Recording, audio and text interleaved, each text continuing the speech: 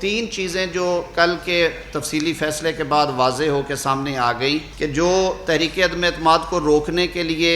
Qasim sorry صاحب نے عجلت میں صورت میں قانون کو بالائے طاق رکھتے ہوئے آئین کو بالائے طاق رکھتے ہوئے جو رولنگ دی اور اس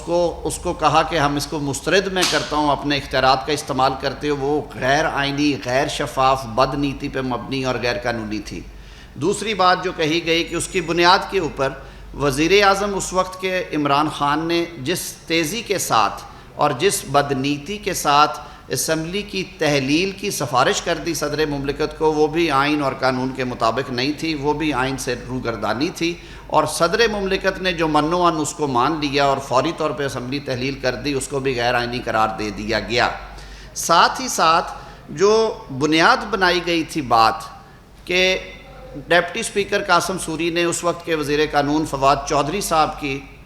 پوائنٹ آف آرڈر پہ صرف ان کا موقف سن کے کہ یہ ایک بیرونی سازش ہے اور اس پہ پھر بہت زیادہ گفتگو کی، اس پہ بھی کیونکہ دلائل دیے گئے تھے عدالت میں، وجہ یہ تھی کہ تحریک عدم اعتماد کی بنیاد اور فاؤنڈیشن جو ہے وہ بیانیہ تھا ان کا کہ یہ تحریک عدم اعتماد غیر ملکی مداخلت اور سازش کی وجہ سے پیش کی گئی، اور ایک طاقتور ملک پاکستان میں حکومت کی تبدیلی چاہتا تھا۔ اس بیانیے کو بھی دفن کر دیا ہے اس ججمنٹ میں دی گئی جو آبزرویشنز ہیں کورٹ کی اور جو کورٹ کی فائنڈنگز ہیں ان کی وجہ سے، اور عدالت نے کہا کہ ہم نے سارے معاملے کا جائزہ لیا، ہماری نظر میں ایسی کوئی صورتحال نہیں تھی۔ سب سے بڑی بات جو کہی گئی فیصلے میں یہ تھی کہ 7 مارچ کا یہ حوالہ دیا جاتا ہے کہ جس دن وہ سائفر جو ہے وہ پہنچا پاکستان میں، تو 7 مارچ سے لے کے 27 مارچ تک 20 روز تک اس وقت کے وزیر اعظم بالکل خاموش رہے، اور انہوں نے کسی قسم کی کوئی قانونی